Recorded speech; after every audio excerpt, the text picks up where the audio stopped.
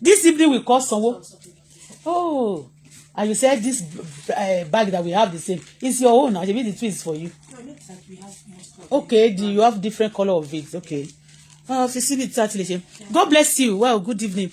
Wow, good evening. God bless you. Wale Joseph. God bless you. God bless you. I'm calling Sowolu. You know, since I think 2 days ago, I Langbasa. I traveled to Langbasa. We are going to talk about Langbasa today. And don't forget, one Nigeria, and I'm a woman of peace. And don't forget, I've never divorced my Megidana. All right? But we have not seen. Okay?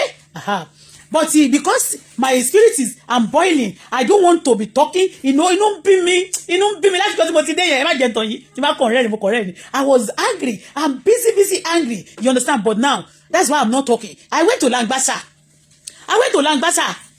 And they said the place is a Lekki. Lekki, what type of Lekki is that, Langbasa? There's a problem. A lot of people there, the person in the cab who took me to that area was telling me that people who are living there, anybody, don't let me say particular specific people. We have a lot of people there. Please don't bully me this night.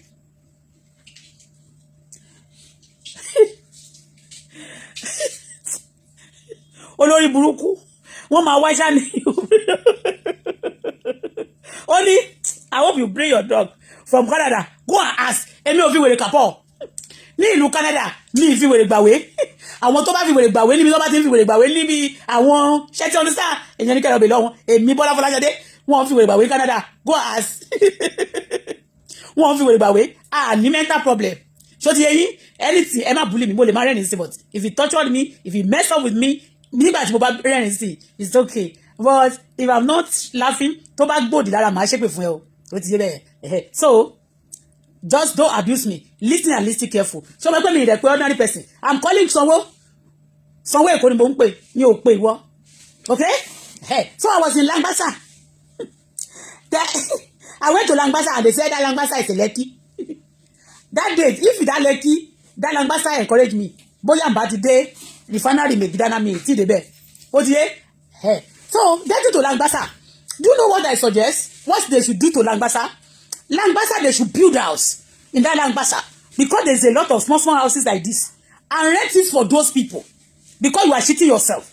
And by the time you are even chasing them, people living there, you can build a low-cost house to make an accommodation. Yes, because when I entered that Langbasa, when the car was going, it's a Langbasa for it. Langbasa is a Langbasa. That place, a lot of that day I was vomiting to God who made me. I couldn't eat throughout that day. And a lot of people are living there. There's no toilet. They're supposed to build that place and make it a low-cost house. Do you understand? And make it a low-cost house. And rent it for those people. Make it nice and rent it for them. Because that place is polluted. That place only àwọn nǹkan tó lè ṣe ní atmosphere gbogbo Lekki yẹn. Ìgbà tí ibẹ̀ yẹn bí méjì kan tí mo wọ̀ tán ní area bẹ̀ yẹn Langbasa. They are telling me that Langbasa too is a Lekki. Mo wá sọ pé Lekki. That Lekki is not Lekki. Ibi Langbasa yẹn. Governor Sowolu, I may be joking, but I suggest, it's a suggestion that they should build a low-cost house. Àwọn inú ibẹ̀ yẹn, there is nothing tó máa ṣe síbẹ̀ yẹn tí àwọn èèyàn ní tí wọ́n máa mọ̀ kò sí nǹkan tí wọ́n lè ṣe níbi ibẹ̀ yẹn. Tẹ́ bá wọ ibẹ̀ yẹn lọ báyìí, igbó tún wà ń bẹ̀, ìrà wà ń bẹ̀, omi wà ń bẹ̀, kò sí nǹkan tí àwọn èèyàn ò lè ṣe níbẹ̀ yẹn. Ibẹ̀ yẹn dẹ̀ dọ̀tí, ibẹ̀ yẹn rùn, ẹ kọ́ ilé yẹn, kẹ́ ẹ kọ́ ní low-cost house, kí toilet lè wà because gbogbo àwọn tó ń gbé bẹ̀ yẹn wọn ò ní toilet o. They have no toilet. Toilet ẹyọ kan báyìí wọ́n gbé bẹ̀ wọ́n máa tò báyìí rẹpẹtẹ. Mi ò mọ nǹkan tí ń jọ yẹn báyìí. Nǹkan tí mo wá lọ sọ́nà bẹ́ẹ̀ mo sọ pé mo cancel ẹ̀. Whatever may be. Wo tó bá kówó síwájú náà yẹn tó bá ní kí lọ kó mi ní lọ kó ní Langbasa yẹn. Mo ṣe báyìí mo cancel. Langbasa is a terrible place. Mo dẹ̀ wá láwọn ibì kan náà ní Langbasa yẹn. Àwọn ilé ńlá kan wà ńbẹ̀. Wọ́n wà nínú ìrà. Wọ́n wà nínú omi. Àwọn ibẹ̀ yẹn ìjọba ló lè possess ibẹ̀.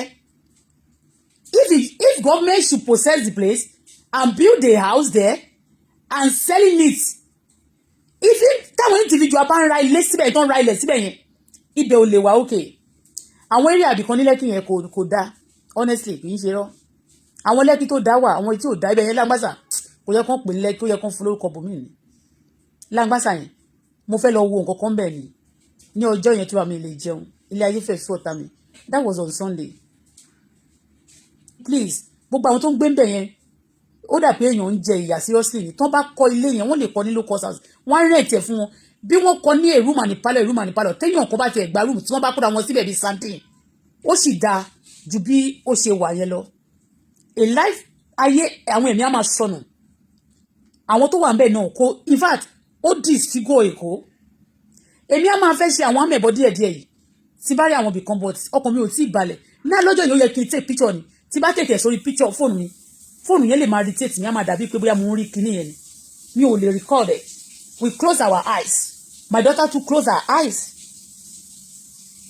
Tí mọ́tò yẹn bá wọnú fọ́tò tó bá ṣe báyìí tí bá ṣe báyìí á dàbí pé mo fẹ́ bì ní. Ẹ jọ̀ọ́ ẹ torí Ọlọ́run àwọn ibìkan tó bá ń pollute yẹn ẹ jẹ́ kí a mọ̀ pé a lot of people in Nigeria especially Lagos they need accommodation and everybody too want to be this area too and some of them gan pàápàá ṣe ń rí báyìí wọ́n ti wà nígboro for long. Ṣé ti yé bẹ́ẹ̀ ẹ jọ̀ọ́ sà Governor Sowolu sọ wípé torí tán bá wó ibì kan náà àwọn tó ń gbé bẹ́ẹ̀ wọ́n máa wà homeless torí ẹlòmíì gan tó ń gbébi tí ò dáa kò ní ìwú láti gbébi tí ò dáa o. I am telling you a lot of people tó ń gbébi tí ò dáa wọn ò ní like láti gbébi tí ò dáa o. Langbasa need attention serious one. Ó disfigure ibẹ̀ yẹn dọ̀tí ibẹ̀ yẹn rọ̀ kì í ṣe dé títì yẹn o lọ sínú báyìí ní ìmẹ́ni tó fún mi ní in fact mo rò pé ṣe làwọn èèyàn mọ̀ direct mi lọ́bẹ̀ fóònù nǹkan tí mo wá náà dé náà direct mi mo wá kọ́kọ́ wípé Langbasa ni mo ní mò ń lọ kí ló dé tán gbé mi gbàbẹ̀ yẹn Langbasa wọn ní Langbasa níbi tibẹ̀ yẹn o omi lọ́tún omi lọ́sì wọ́n dẹ̀ ní mi ò tí ì rí nǹkan kan o débi tá à ń lọ́jọ́ yẹn o a padà ní o wà láìtàláì wọ́n níbi tá à ń lọ sí ìkú bíi 18 minutes tá a máa fi débẹ̀ a ti rin bíi nínú portals yẹn ṣe àárín a fi bíi hours wọnú gbogbo portals yẹn ìgbà tó wá yá 18 minutes náà sọ pé kù débi tá à ń lọ mo ní kán tàn padà mi ò lọ mọ́ mo yá fi anything tó máa fẹ́ fún mi bẹ́ẹ̀ mo fún wọn mo fọ̀gọ́ ẹ̀ kò ṣe títí yẹn mo sọ o down níbi ibẹ̀ yẹn àwọn ibì kan tó wà níbẹ̀ tó jẹ́ ìrà kò sí tú tí àwọn èèyàn lè pa níbi ibẹ̀ yẹn wàláì àwọn tó need accommodation yẹn I remember nígbà kan táwọn èèyàn bọ́n ṣe pọ̀ náà rèé kó tó di gbogbo ilé gbogbo ọ̀nà márọ̀kọ́ yẹn kó tó di pé wọ́n fún àwọn èèyàn ní kó tó lé àwọn èèyàn wọ́n fún wọn ní new sites mo remember gbà yẹn pé wọ́n kọ́ ilé àwọn Jákàndé small houses nígbà yẹn wọ́n fún wọn ní option wọn kò déédéé lé wọn pé ẹ lọ kú wọ́n wá move àwọn èèyàn àwọn tí wọ́n move gbà yẹn kò ń ṣe àwọn other states nìkan o a lot of people tó jẹ́ dídì Èkó gan ìmí ìwá láti Ẹ̀pẹ́ ìmí ìwá láti Ògùn state tó jẹ́ pé wọ́n ti fi ibẹ̀ yẹn ṣe lé tó lè pè bẹ̀ náà ti ń ta ọjà tó bá ń pẹja àwọn ègùn gan wà ń bẹ̀ ń gbà náà tí wọ́n máa tẹja wọ́n máa gbẹja wọ́n máa gbọ́ ọkọ̀ ojú wọn gbé wá wọ́n wá make provision fún wọn wọ́n kọ́ àwọn local houses yẹn ìyẹn lè ṣe wípé wọ́n kọ́ àwọn estate kan sí small estate kan sí Ẹ̀pẹ́ ńgbà yẹn at other places tó ń ṣàkọ́ wọn sí wọ́n relocate wọn ṣó ti yẹn wọ́n relocate wọn because tí ẹ bá sọ pé kí wọ́n lé àwọn náà bọ́n ṣe ń gbénú dọ̀tí yẹn kó lé wọn kó má rí ibi sùn sí mọ́ rárá wọ́n tún wá dangerous láti jẹ́ kí wọ́n máa tún ṣòro láti lé because tó bá léèyàn pẹ̀lú ipá tí ò bá rí ibi há sí tó bá jẹ́ bòmí náà ìta ló lọ há sí ìdàkudà náà máa dà tó bá tún yá wọ́n á di nǹkan burúkú tó máa tún dangerous for others so lèmi ṣe mú suggestion wá I am telling you àwọn eléyìí when you look at them some of them want to work they are working ẹlòmíì ó ń tajà ẹlòmíì many businesses ló ń ṣe ń bẹ̀ yẹn àwọn petit traders yẹn ẹjọ́ Langbasa yẹn mi ti débò mi ò bọ̀ wọ́n dẹ̀ sọ fún mi pé àwọn àdúgbò kan náà wà níbi ilé gbogbo bẹ̀yẹn náà tó dà bẹ́yẹn tó tún worst ju bí Langbasa yẹn náà lọ. Maybe the government should relocate them and give them, ilé yẹn tó bá make àwọn small àwọn àdúgbò ṣẹ́rí ilẹ̀ wà ní Èkó ilẹ̀ dẹ̀ wà ní Nàìjíríà dáadáa tó bá make provision tó kọ́ àwọn ilé kan ilé yẹn bí ò tiẹ̀ ń ṣe kó tóbi torí àwọn gan wọ́n fi nylon àwọn igi kéékèèké wọ́n fi bobẹ̀ yẹn láti lè máa sùn sí tó bá rí ilé tó kéré gan people don't mind láti wà ṣe ti understand wọ́n dẹ̀ make sure pé toilet wà gbogbo bẹ̀ yẹn nylon wọ́n ẹlòmíì ìgbẹ́ gbogbo bẹ̀ yẹn ìgbẹ́ ni ìdọ̀tí yẹn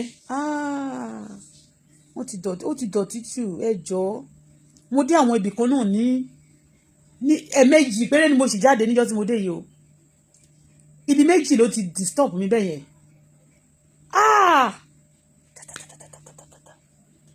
wọ́n sọ pé àwọn àdúgbò kan náà wà tó wọ̀ sí bẹ́ẹ̀ yẹn ẹ jọ̀ọ́ sà Sanwó-Olú gọ́vnà Sanwó-Olú due respect o ẹ jọ̀ọ́ ṣe nǹkan sí because ọba máa sọ̀rọ̀ ń sìn èmi ò sọ̀rọ̀ bóyá ẹnìkan bóyá Haúsá o Yíbò kìíní kan o àwọn àdúgbò ṣẹ́tìrí ibẹ̀ yẹn ó ṣáà nídìí nǹkan kan láti ṣe àwọn tó dẹ̀ wà bẹ́ẹ̀ náà dẹ̀ nídìí ìrànlọ́wọ́ náà ni I am telling you ẹ jọ̀ọ́ sà ìyẹn ni nǹkan tí mo ní kọ́kọ́ ṣe kí n kọ́kọ́ sọ fún yín and again ẹ má gbàgbé pé mo wà ní Nàìjíríà o gọ́vnà Sanwó-Olú mo wà ń bí kì í ṣe pé mo wà ní Nàìjíríà mo wà lẹ́kọ̀ọ́ yín ṣó ti yẹn sà mo ní kìkì yín ni sà ẹ ṣé o sanwó ẹ.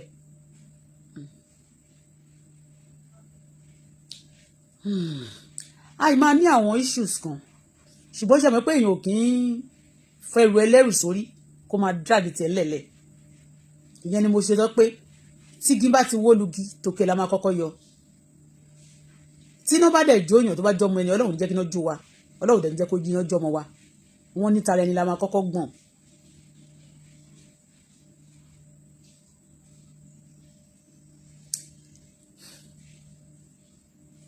ẹ̀yin kan máa ń wá mi níjà àbọ̀ tí mi ní máa dá yín lò ṣe ti gbọ́ mi ní máa dá yín lò ẹnìkan sọ mi báyìí sí make sure you bring your drug o I hope you bring your drug from Canada. Insult is not allowed on this page, alright mo delete comment if you further insult me and then I will delete you and I will block your ass.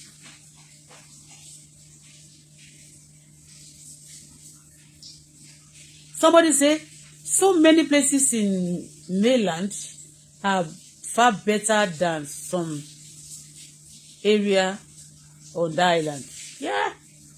Ibi tí mo rí yẹn ayé mi lè jẹun lọ́jọ́ yẹn. Àwọn èèyàn mú dẹ̀ tún rí ọjọ́ ìwájú ọjọ́ Sunday wọ́n bọ̀ láti ṣọ́ọ̀ṣì báyìí lómi tún ya gèlè sórí ó tún wọ bàtà gogoro ó wọ high heel tó bá ti fẹ́ gun ọ̀kadà yẹn wọ́n wá bọ́ bàtà yẹn sọ́wọ́ tó bá tún bọ́lẹ̀ lórí ọ̀kadà yẹn wọ́n á tún kó bàtà yẹn sẹ́sẹ̀ wọ́n máa ṣe báyìí ẹ strong o eku Nàìjíríà strong èèyàn Nàìjíríà strong kẹ́ ẹ tó gbọ́ pé èèyàn kan abájọ táwọn èèyàn bá ń jẹun nírú sọ̀rọ̀ adìyẹn wọ́n máa ní kidney problem táwọn èèyàn bá ń kọjá kápẹ́jọ kidney problem pọ̀ gan ní Nàìjíríà àwọn àgbọ̀ eléyìí ní kidney problem eléyìí ní kidney problem eléyìí ní kidney problem èèyàn ò gbúdọ̀ máa jẹun ní àwọn sọ̀rọ̀ adìkọ̀ àti kó máa lọ bẹ́yẹn oríṣiríṣi ló máa ṣẹlẹ̀ o I am telling you ìdọ̀tí ò dá o bẹ́ẹ̀ ni mo sọ fún yín lára àwọn nǹkan kan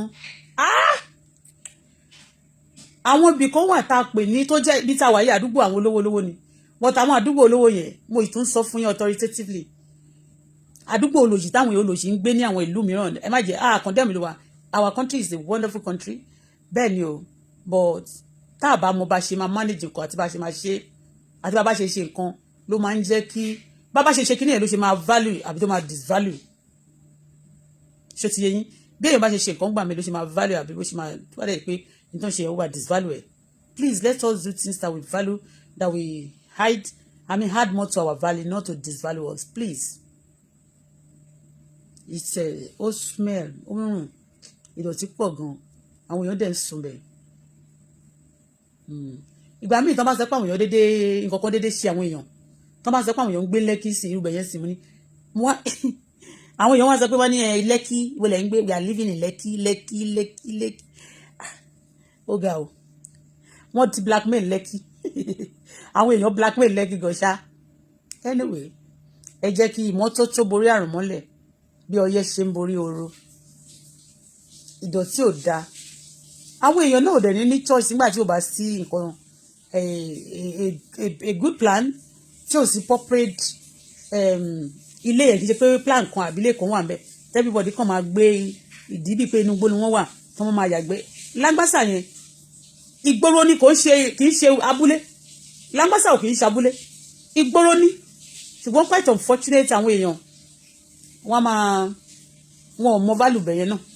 Ó ti yé, wọn ò mọ value yìí. Àwọn èèyàn kò mọ value ara wọn, àwọn èèyàn ń disvalue ara wọn, talk less of environment wọn. So ó ní mo ń sọ fún yín yẹn, ẹ make provision fún àwọn èyí tí àwọn èèyàn fi ń lo ilẹ̀ àti ilé àti gbogbo nǹkan lọ́fẹ̀ẹ́ yẹn. You can make provision for them and they will be paying. They máa good fúnra wọn, wọ́n ní comfort fúnra wọn, wọ́n wà monitor that for themselves and again wọ́n tún máa contribute progress to the success of the country. Wọn kò ní lo bẹ̀ lọ́fẹ̀ẹ́ kí bẹ̀ tún wà polluted ó endanger ayé títí wọn ó tún pollute around àti surroundings. Everybody counts. There's nobody that is totally rubbish. Are you ṣe ń gbọ́ mi? Kò sí ẹnikẹ́ni tó kọ́ totally rubbish. Those who are rich, they account. Àwọn tí ò ní náà, they also count. Please, sir, Governor Sowolu, a dúpẹ́ pé yóò dọ́dọ̀ yín ó sì rí. Àwọn àdúgbò tá a bá ti rí bẹ́yìn, a máa sọ. Àwọn onísìn Èkó gbúdọ̀ táwọn èèyàn bá ní the surroundings yẹn, you make it nice and make it official for them. So they pay for it. Either they get their permit to get, you know, already àti wà ní mímọ́. Bó dẹ̀ jẹ́ ọjà tán máa ń sùn sí ilẹ̀ máa fi ṣe. Fẹ́ pé they will have resident at the park together. Ibẹ̀ yẹn máa tún jẹ́ ọjà. Tó bá jẹ́ ọjà tó jẹ́ pé òkè ọjà ni wọ́n fẹ́ fi ṣe o. That one ní resident ní part of it ní ẹgbẹ́ kan. So wọ́n ti mọ̀ pé ìlú kan ni ọjà níbẹ̀ yẹn. Ilé ni opposite ẹ̀. Ṣé ti understand? And gbogbo bẹ̀ yẹn á máa generate revenue. Owó fún ìlú, fún state àti local government yẹn. Ó ti yé? Ìyẹn ni mo kàn ní kí n advice fún ìyẹn nìkan mo ṣe rí. Ibi tá a dẹ̀ lọ lónìí a lọ sí ọ́fíìsì àwọn FBI mo ní FBI ti Nigeria, that's Interpol Nigeria. We are still on it, although a lot of people telling me story and my mom is calling me first. I call my mommy and my mom said she be calling me. My phone is not going through. She's just calling me, you know. You know. They're calling me, mommy is calling me. A lot of people want me to cool down. But when things, towards the time of maybe threat to life, so just pay and when you fair play some dirty game around you, and they believe that they can do things and go scot-free, and some of them say, gbogbo nǹkan tí Auto Bola ń sọ àti tó ń ṣe irọ́ ni, he just hate people, she's a bitter soul, she kirikan, she's badass kodo. Ó wá ń wù mí láti kàn sọ fáwọn èèyàn pé mi ò ń ṣe bitter soul. I just want to prove some things to people. But àwọn èèyàn ń bẹ̀ mí, wọ́n dẹ̀ ṣì ń bẹ̀ mí, àwọn èèyàn dẹ̀ ṣì ń sọ̀rọ̀. But we tell you bó bá ṣe ń lọ, ṣé ti yé mẹ́yìn. Because ọmọ Nàìjíríà ni mí, mi ìgbọ́dọ̀ máa free ní Nàìjíríà tá a ti bí mi. Káwọn èèyàn máa wílé mi bíi pé bóyá criminal ni mí. Kí àwọn criminal máa sọ̀rọ̀ àwọn di complainant sí wa lọ́rùn. Káwọn èèyàn máa lérí kípa mọ́ ẹ, kán máa lérí nǹkan oríṣiríṣi mọ́ ẹ. Kán máa sọ fún ẹ pé àwọn á ṣe báyìí fún ẹ. Kán dẹ̀ máa halẹ̀ bíi pé bóyá àwọn ló dá orílẹ̀-èdè Nàìjíríà sílẹ̀. No, kò sẹ́ni tí a ń pè ní ẹnìkan, kò ń ṣe ẹnìkan ló ń jẹ́ àwádé. Èrò púpọ̀ ló ń jẹ́ àwádé. And Nigeria is a country, is not for one person. Àwọn èèyàn púpọ̀ ló ní orílẹ̀-èdè Nàìjíríà. Àwọn tó dẹ̀ ń lo Nàìjíríà lọ́wọ́lọ́wọ́ báyìí àti àgbàlagbà tọmọdé. Àwọn kan ti lò ó tó jẹ́ pé bẹ́ẹ̀ ni wọ́n ti lò ó ṣíwájú àwọn ìran eléyìí. Tó ló wá dé nílé àti ẹ̀kọ́ ẹ̀. Wọ́n dẹ̀ tó máa ń sọ bí Yorùbá ṣe máa ń sẹ́ pé lè bàbá ọmọ kò gbúdọ̀ máa bọmọ lẹ́rù. Nígbà tí ilé tí ò tẹ́ ń ṣe lé bàbá rẹ̀ bá ń ba tí ò bá ẹ lẹ́rù tó lọ ìlú òyìnbó tí wàá máa rìn wàá máa yan. Wáì tó jẹ́ pé wàá wá sí ìlú bàbá àwọn èèyàn kan á wá kàn sọ́ra wọn di packaging apààyàn sígboro. Wọ́n dẹ̀ máa sọ pé wọ́n máa tàkà sẹ́wọ́n ní ayé ẹ̀ bá ṣe kíní kan lórí owó ẹ̀. Ìyẹn ni bó ṣe jẹ́. A máa wo bó ṣe jẹ́. Èmi, I'm a woman of peace. But at the same time, I don't want people to take me for granted. And enough is enough of ìyà tí àwọn èèyàn ti fi jẹ mí. Ẹnìkan ò ní ní ẹ fẹ́, kò ní ní ẹ ṣe nǹkan kan. Wọn ò ní jẹ́ kó ṣòwò, wọn ò ní jẹ́ oṣù òjè. Tó bá lọ́wọ́ máa gbà, wọ́n máa purọ́ fún ẹ, wọ́n máa sanwó fáwọn èèyàn lórí social media láti máa go after ẹ, láti máa go after ẹnìyẹn. Ìwọ tó bá ń go after mi tó gba iṣẹ́ tó kàn rí pé o kàn mọ iṣẹ́ kan gbà, ṣọ́ ara ẹ o mo sọ fún yín mi ò fi boast mi ò ṣe coward I am not a coward ìlú Canada ìlú Nigeria tí mo wà mo wish wọn well I'm a good person mo máa ń ṣàánú àwọn èèyàn tó bá wà lọ́wọ́ mi àánú àwọn èèyàn máa ń ṣe mí bó tiẹ̀ jẹ́ pé tèmi ṣe Ọlọ́run tí mo dẹ̀ fẹ́ kí orílẹ̀-èdè mi kó dára gbogbo nǹkan tí mo ti ń ṣe lọ́jọ́ tí mo ti wà lórí social media kí orílẹ̀-èdè mi má bàjẹ́ ni mo máa ń fẹ́ ṣe ni mo dẹ̀ ń sọ kódà tí bá support èèyàn kálàáfíà lè wà ní kí ìjà má sí torí ilé tí ò bá ti tòrò tíjà bá wà àwọn innocent people bẹ̀ ló máa jẹ ìyà bẹ̀ the great people the rich people wọ́n lè cry ó ní àwọn ibì kan ṣùgbọ́n kì í ṣe níbi tí olòṣì bá ti ń sunkún lólówó máa ti ké wọ́n máa ń sọ pé táfà bá máa jóná kò ní ṣojú ọmọlékéwú àwọn nǹkan kan míì wà tó bá orílẹ̀-èdè tó jẹ́ pé àwọn mẹ̀kúnnù nìkan ló máa affect àwọn nǹkan kan míì dẹ̀ wà tó bá orílẹ̀-èdè tó jẹ́ pé few of àwọn alágbára ló máa affect so tí ìyà bá dẹ̀ fẹ́ jẹ̀yàn ní ìlú kò ń ṣe gbogbo àwọn èèyàn tó bá lówó púpọ̀ àtọlọ́rọ̀ púpọ̀ ló máa ń jẹyà so èyí tí máa ń ṣe ní gbogbo gbà kí lùmí lè tòrò ẹ má gbàgbé o I say no to killing nobody must zale kí pamọ́ mi for me that I want peace for this country that I say no to killing and bullshit and some people will be telling you a máa ṣe kíní kan fún ẹ a máa ṣe kíní kan fún ẹ that I'm doing good thing káwọn kan ṣe burúkú kọ́ dẹ̀ máa sẹ́pà yẹn máa gba àwọn tó bá ṣe burúkú jẹ ẹni tó bá ṣe rere lọ ìyẹn la ṣe wá I am telling you and mo dẹ̀ fẹ́ ṣe pé each time I want to come to Nigeria apart from mi pé a fẹ́ wá o bóyá ká gba security for títí ìlú máa fi wá okay ká sọ pé kì í a fẹ́ káwọn èèyàn ká gba security kó máa tẹ̀lé wa but kì í ṣe káwọn èèyàn máa sọ pé you must not come to Nigeria and something must happen to you when you come no threatening to life is a day is a taboo àwọn tó bá ti ń threaten èèyàn náà lọ́dọ̀ tèmi wọn yàtọ̀ sí terrorist èmi ṣe ń pè wọ́n so anybody má terrorize me kó bá dé terrorize ọmọ mi let me have my freedom and let my daughter have her freedom and those of you who have offended me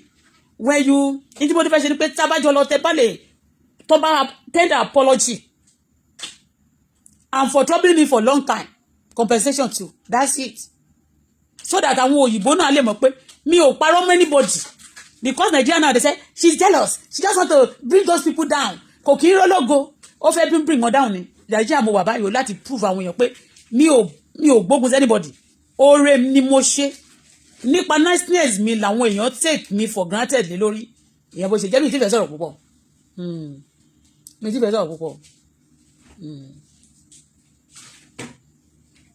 bọ̀ mọ́mì mi láwọn ti ń pè mí látà ṣé pé mi tí ní fóònù mi tí ní Nigeria phone so ìgbà tí mo pè wọ́n ní ìjẹta ọjọ́ tí mo ti pè wọ́n yẹn ìgbà tí mo ti ń pè wọ́n yẹn mo pè wọ́n ní pẹ̀lú romi mi àti boss revolution mi so international ló máa gbé jáde ó lè gbé Nigeria number fún wọn wá láwọn ti ń pe nọ́mbà yẹn wọ́n ti pe nọ́mbà yẹn kò lọ nọ́mbà tí ọmọ mi náà fi pe ẹ̀gbọ́n ẹ̀ níjọ́ yẹn international number náà ni ó sì máa tán bá pé kò ní lọ so mo ṣe ní nọ́mbà lónìí ni wọ́n wá wà wọ́rí pé àwọn ti ń pè mí ó dẹ̀ ti yé mi wọ́n yẹ dáwọn pè mí yẹn I understand torí ẹ̀ nígbà míì tí ojú bá ń ṣe pin tá a bá fi wọn lójú yẹn ó lè máa sì believe pé òun ṣe pàápàá I'm not a bad person mi ò dẹ̀ ń tẹnu mọ́ràn but èèyàn gbọ́dọ̀ máa ṣèkà fún ọ̀fọ̀ pẹ́pẹ́pẹ́pẹ́ bẹ́yẹn mi ò ṣe deal kankan pẹ̀lú anybody wọ́n bá sọ pé gbádà kan n kò dòwẹ́ so ìyẹn bó ṣe jẹ́ wọ́n ní mo ní I ma need the lawyer and some letter of the petition tó wà lọ́wọ́ mi ẹ̀ kì í ṣe mi ti direct ẹ̀ sí AIG Interpol so I think tí n bá direct ẹ̀ sí but wọ́n ló dọjọ́ múni but before the weekend let's see what will happen I know that ẹni tó bá ti ṣe dáadáa fún èèyàn kì í ṣe burúkú fún ó ti yé bẹ́ẹ̀ yẹn United Nations is watching.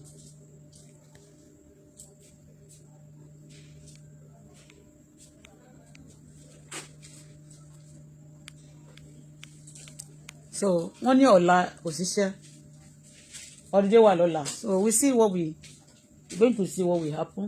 Ó tiẹ̀ ní kéèsì kan mi ò bọ̀ tí nítorí lẹ́ẹ̀kan yìí ó yẹ kí n máa gbọ́ nǹkan tí àwọn kéèsì kan woman kan àti àwọn haúsá kan wọ́n wá sí ibẹ̀ yẹn lẹ́ẹ̀kan I didn't listen very well because of our own one. Something about the house. Something that they said they sell it, they won't sell it. Okay, they sell it. Yeah, how much they sell it for stuff like that. I Me tí gbọ́ pé wọ́n ní Hausa parọ́ rí but mo rí tí woman yẹn sọ pé you are lying but me ìfẹ́ wọ́n ní wọ́n ní wá bí iṣẹ́ lọ́la because of holiday. The woman is what? The woman is Hausa? No. The woman is like a Igbo or Bende. Those guys are Hausas. Ẹnìkan ọ̀gá kan sọ̀rọ̀ fún mi lẹ́ẹ̀kan ó kọ́ mi lẹ́ẹ̀kan gan. Ó ní bí those aboki. So ìgbà tí àwọn sọ̀rọ̀ mi àtọ̀gá ọlọ́pàá kan ṣá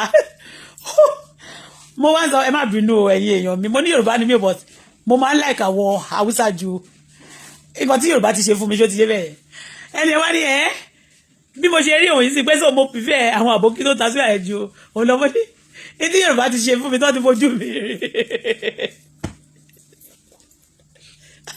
etí Yorùbá ti fi ojú mi rí òun ló lọ́ mẹ́yìn Ọlọ́run ò ní jẹ́ ká ṣàgbákò Ọlọ́run ò ní pa wá lẹ́kún Ọlọ́run á pa wá lẹ́rìn so it is well for now ṣe ti gbọ́ yẹ bó ṣe jẹ́ thank you so much have a pleasant night rest yà mọ̀ pé mi àkóyí English trendy small trendy Bible trendy too much small trendy yes àkóyí wọ́n gbé trendy wá lónìí gbàmí trendy so yàtọ̀ at time trendy Bible wọ́n ti yẹ yí so because I was very angry upset that time mba gbé kwesi aboki mba listen sí story yẹn okay but I will see to it I will see màá ṣì mọ̀ tó bá ṣe máa lọ tó ṣe máa jẹ́ ẹ ṣé gan ni ẹ kú ìtọ́jú wa gbogbo ẹ̀yin olólùfẹ́ wa God bless you love you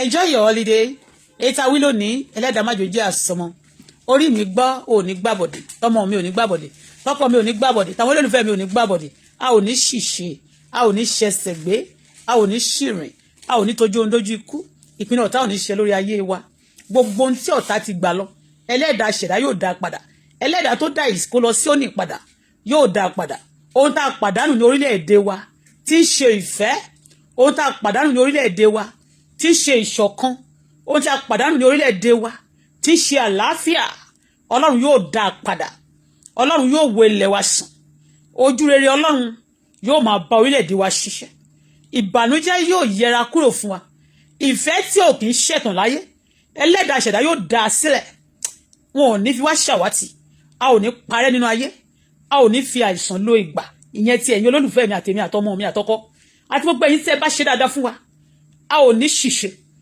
etí ẹ̀mí Bọ́lá Fọláṣadé wí lónìí kò ní jẹ́ àwímọ fún mi màá máa wá màá sì máa bá àwọn olólùfẹ́ mi láyé àti láàyè bẹ́ẹ̀ gangan lórí o kò sì ní padà ọlọ́run o àwọn tó wà nínú àìsàn ọlọ́run jọ̀ọ́ bá mi dáwọ́lé wọn àwọn tó wà ní ipò ìlóyún ọlọ́run jọ̀ọ́ bá mi sọ wọ́n láyọ̀ àwọn tó wà nínú ìgbèkùn ayé ọlọ́run jọ̀ọ́ bá mi tú wọn sílẹ̀ àwọn tí a bẹ̀ níṣẹ́ ogun sí èmi àtọmọ àtọkọ àwọn oníṣẹ́ ogun òkùnkùn yìí ẹlẹ́dàá gbàgbára lọ́wọ́ wọn paralyze the enemy destroy the kingdom of the darkness put the enemy to shame irinṣẹ́ tá a ti fi ń nà mí lọ́jọ́ tó pẹ́ tá a fi ń nà mọ̀ mi tolúwa ni mi tó Jésù tó fún mi olúwa rẹ̀ mí lẹ́kún ayọ̀ mi dé olúwa ṣèyí fún mi tí irinṣẹ́ náà ò tí ì ronúkúwàdà tó sì jẹ́ ti ibi títí dòní olùwàjò bàjẹ́ àwọn tí ó ń lérí mi sínú fún ibi bẹ́ẹ̀ ni mo sọ bí ikọ̀ àti ìríjú Elédùmarè ibi tí wọ́n bá ti pinnu kó dà lé wọn lórí ẹlẹ́dàá ò ṣí ogun ẹ̀yìn tiwọn ogun tẹ́ gbé ti àwọn ará Fìlístínì tí wọ́n fi ṣubú níwájú àwọn ọmọ Ísírẹ́lì gbogbo mo gbàdúrà bí ọmọ Ọlọ́run ogun ńlá kó dìde sọ̀tá tí ò tí ronúkúwàdà lórí ọ̀rọ̀ mi àti tọmọ mi ogun ò kó gbé ọ̀tá mi àwọn tó lanu láti gbé mi láyé ẹnu látẹnu wọn Olúwa fà wọ́n yadé kù ayé ò ní gbé mi mì ilẹ̀ ò ní gbé mi mì kò ní gbá ọmọ mi mì kò ní gbọ́kọ mi mì kò ní gbá àwọn olólùfẹ́ mi mì bẹ́ẹ̀ gangan lórí o kò sì ní padà Jésù Olúwa wa àmín. Have a pleasant night rest. Yorùbá Nation.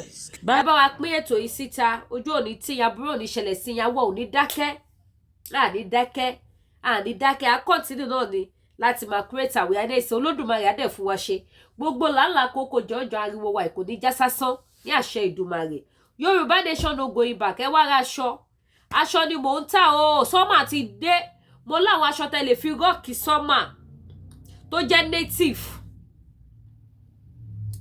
àwọn native tẹ́lẹ̀ fi rọ́ọ̀kì sọ́mà tẹ́lẹ̀ fi rọ́ọ̀kì sọ́mà tó mú yes gbogbo ẹ̀ ló wà o ẹ pè mí o owó pọ́kúpọ́kú ni mo tà wọ́n ẹwẹ́ tó wà lọ́ọ̀kan mi yẹn ó rọ́ọ̀kì sọ́mà o mo dẹ̀ ní oríṣiríṣi designer oríṣiríṣi color òun ni mo ní aṣọ tẹ́ ń wò lọ́ọ̀kan yẹn lóríṣiríṣi ẹ̀ ló wà ojú òní tì yín o ẹ wá ra aṣọ o lágbára Ọlọ́run àtún máa ríra wa láyà tàlàáfíà ẹ má gbàgbé láti subscribe sí YouTube channel wa kẹtọ notification bell yín gbogbo èyí tí wọ́n fẹ́ràn àwọn product tá à ń polówó gbogbo ẹ̀ ló wà available o ẹ má wò pé Lady K ò display ni o àwọn spiritual items wá wà o ó wà o bákan náà dẹ̀ ní product iléeṣẹ́ TL Natural Aba ìyẹn náà wà available o ẹ pè mí kí n bá yín send the phone number iléeṣẹ́ TL Natural Aba ojú òní ti wà mí ní wá gbogbo yìí tì láṣẹ Ìdùmarè ẹ ṣeun gan-an ni o ire.